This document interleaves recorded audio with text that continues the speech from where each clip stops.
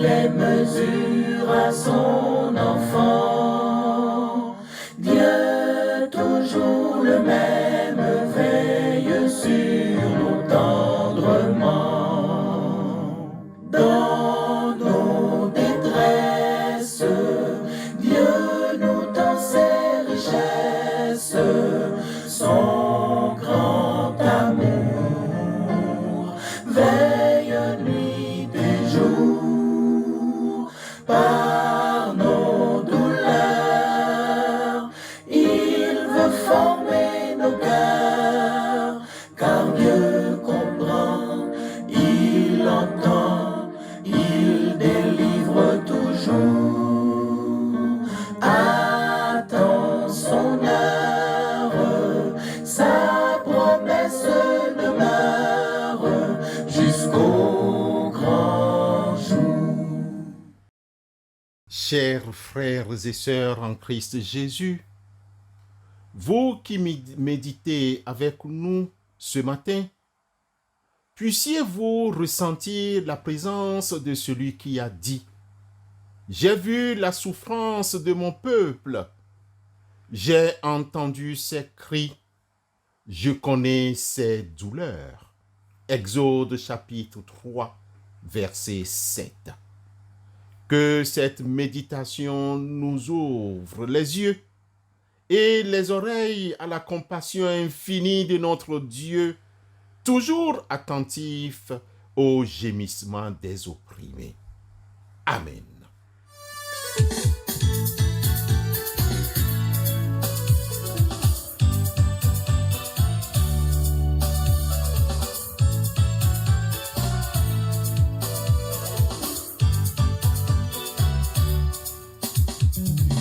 Avait la perte de sang, elle en a souffert pendant 12 ans.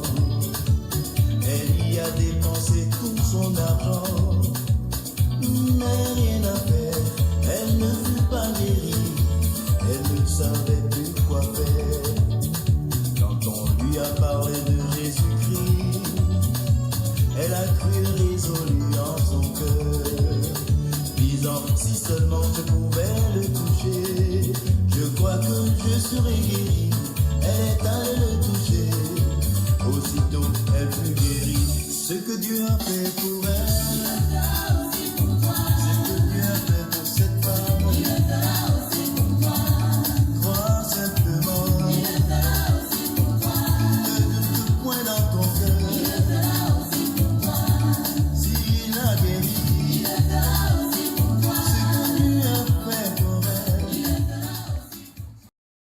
Chers amis de Christ, nous avons le plaisir de vous inviter chaleureusement à une série de rencontres en ligne qui se tiendra sur Zoom. Ces sessions uniques exploreront le thème « Les défis de la prière » et se dérouleront demain jeudi 26, vendredi 27 et samedi 28 juin 2024. Chaque soirée débutera à 20h30 heure de Bruxelles ou de Paris, ce qui correspond à 18h30 GMT ou 19h30 à Cotonou et Yaoundé. C'est une occasion précieuse d'approfondir notre compréhension et de surmonter ensemble les obstacles qui peuvent entraver une communion plus riche avec notre Créateur. Nous sommes impatients de partager ces moments privilégiés avec vous. Merci.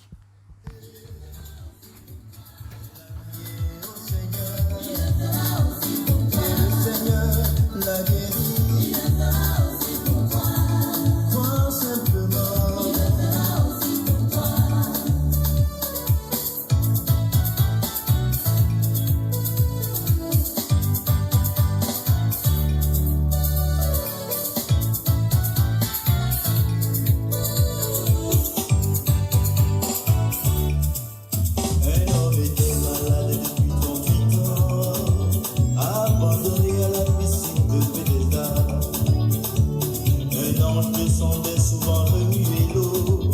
Et quelle que soit ta maladie, si tu descends le premier, tu recevais ta guérison. Mais cet homme n'avait personne pour le faire descendre dans l'eau. Un jour le Seigneur est venu vers lui. Quand il lui a parlé, lui ordonna de se lever.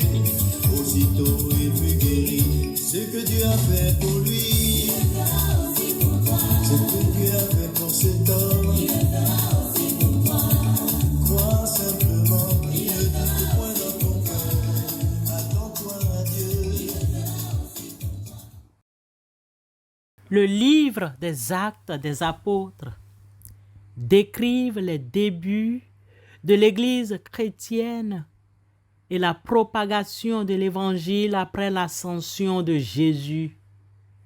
Les écrits du livre des Actes des Apôtres, chapitre 4, versets 1 à 3, et chapitre 5, versets 17 et 18, s'inscrivent dans un contexte post-Pentecôte où les apôtres remplis du Saint-Esprit prêchent hardiment la résurrection de Jésus et réalisent des miracles.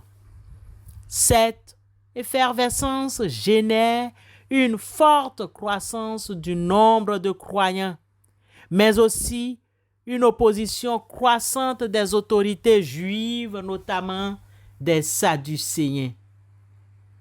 L'évangéliste Luc, dans les Actes des Apôtres, chapitre 4, versets 1 à 3, relate la première arrestation de Pierre et Jean, alors qu'ils enseignent le peuple dans le temple, après avoir guéri un boiteux, les prêtres, le chef des gardes du temple et les Sadducéens les appréhendent. Les Sadducéens qui ne croyaient pas à la résurrection des morts sont particulièrement irrités par la prédication des apôtres sur la résurrection de Jésus. Les apôtres sont jetés en prison pour la nuit. Plus tard, dans le livre des Actes des Apôtres, chapitre 5, versets 17 et 18, Luc l'évangéliste nous décrit que l'hostilité s'intensifie. Le grand prêtre et tous ceux qui l'entourent, membres de la secte et du parti politique des Sadducéens, sont remplis de jalousie face à l'influence grandissante des apôtres et aux nombreux miracles qu'ils accomplissent. Ils décident de nouveau d'arrêter les apôtres et de les jeter dans la prison publique. Ces épisodes dénoncent clairement une tentative d'intimidation et de contrôle par la force de la part des autorités juives. Les Sadducéens et le grand prêtre, animés par la jalousie, la défense de leur doctrine et la peur de perdre leur autorité sur le peuple, emprisonnent les apôtres. Il ne s'agit pas d'une question de justice, mais d'une volonté d'étouffer un mouvement de la libération du peuple qu'est l'Évangile. Mouvement de libération perçu comme une menace par les autorités. Elles cherchent à museler la liberté d'expression et de foi des apôtres, affirmant ainsi leur pouvoir par l'incarcération, une forme de violence étatique contre ceux qui osent défier leur hégémonie. Leur action est une tentative d'empêcher la propagation d'une vérité qui remet en question leur propre autorité religieuse et politique. Frères et sœurs en Christ, de nos jours, combien de nos concitoyens sont arrêtés simplement pour avoir revendiqué la liberté d'expression? Un nombre alarmant de nos frères et sœurs languissent en prison sans jugement équitable parce qu'ils ont osé exprimer une opinion déplaisante aux autorités en place. Mais peut-on réellement éteindre le feu de la vérité? Est-il possible d'enfermer le feu du Saint-Esprit? Les Sadducéens, malgré leur tentative de museler les apôtres, n'y sont pas parvenus. Et cette vérité inaltérable nous est parvenue à travers les âges. En effet, la réclamation de la liberté d'expression est comparable à ce feu divin. Dans l'Ancien Testament, il symbolise la présence de Dieu comme le buisson ardent qui ne se consumait pas devant Moïse. Exode chapitre 3, verset 2. Dans le Nouveau Testament, lors de la Pentecôte, le Saint-Esprit est apparu sous forme de langues semblables à des langues de feu qui leur apparurent séparées les unes des autres et se posèrent sur chacun d'eux. Actes chapitre 2, verset 3. Ce feu est une manifestation visible et puissante de la présence de Dieu parmi eux. Hommes et femmes qui, à l'instar des apôtres, osent réclamer la liberté d'expression. Bien-aimés en Christ Jésus, le livre des Actes, chapitre 4, versets 1 à 3 et Actes, chapitre 5, versets 17 et 18 présente les autorités juives, sadducéens et grands prêtres qui arrêtent et emprisonnent les apôtres parce qu'ils prêchent au nom de Jésus-Christ. Ils prêchent la vérité qui dénonce leur façon de gouverner le peuple de Dieu. Cela démontre une tentative d'intimidation et de contrôle par force. L'Éternel dit: « J'ai vu la souffrance de mon peuple qui est en Égypte, et j'ai entendu les cris que lui font pousser ses oppresseurs, car je connais ses douleurs. Je suis descendu pour le délivrer de la main des Égyptiens. » Exode chapitre 3, versets 7 et 8. Amen.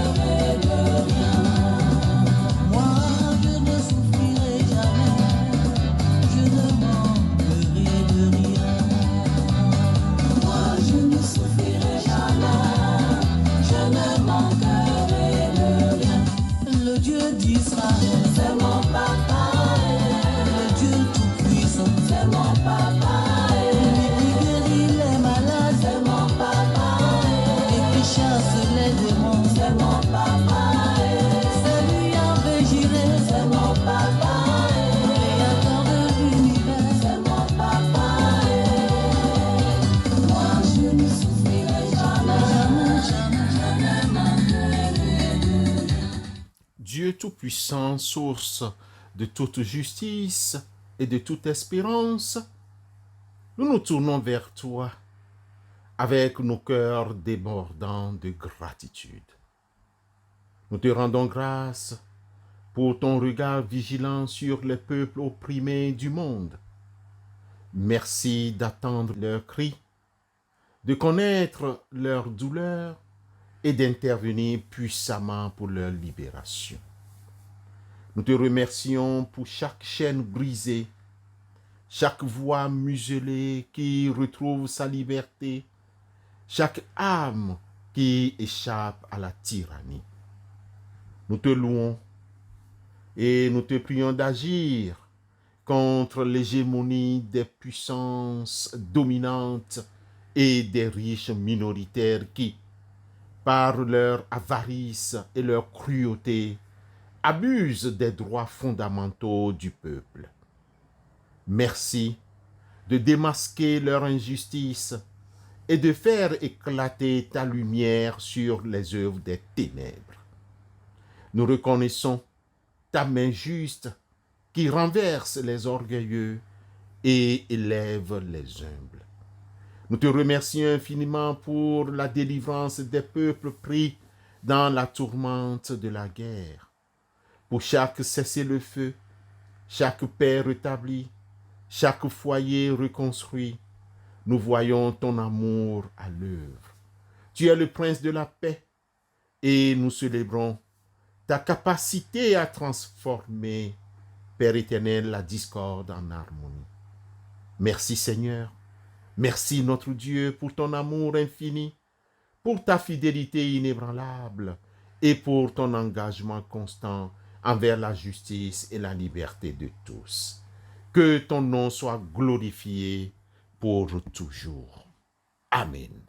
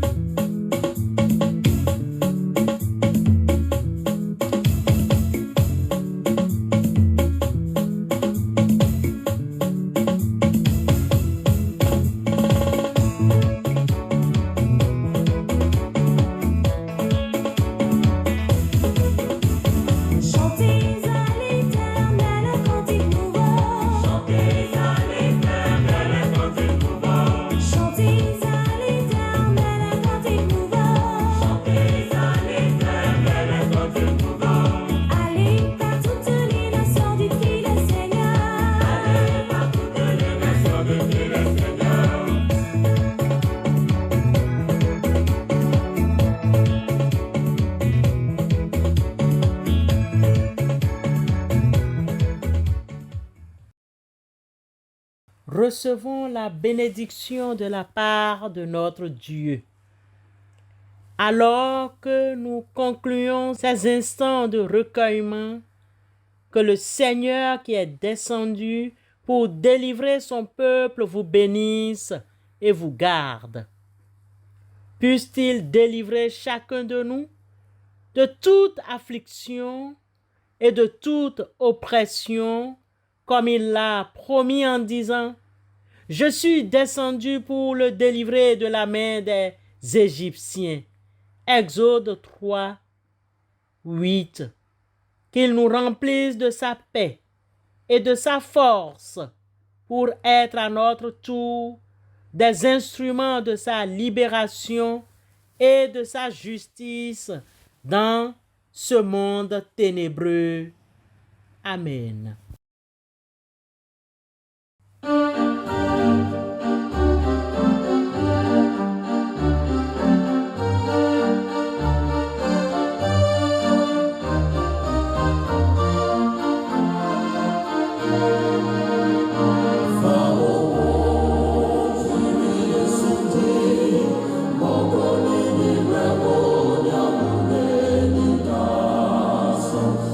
So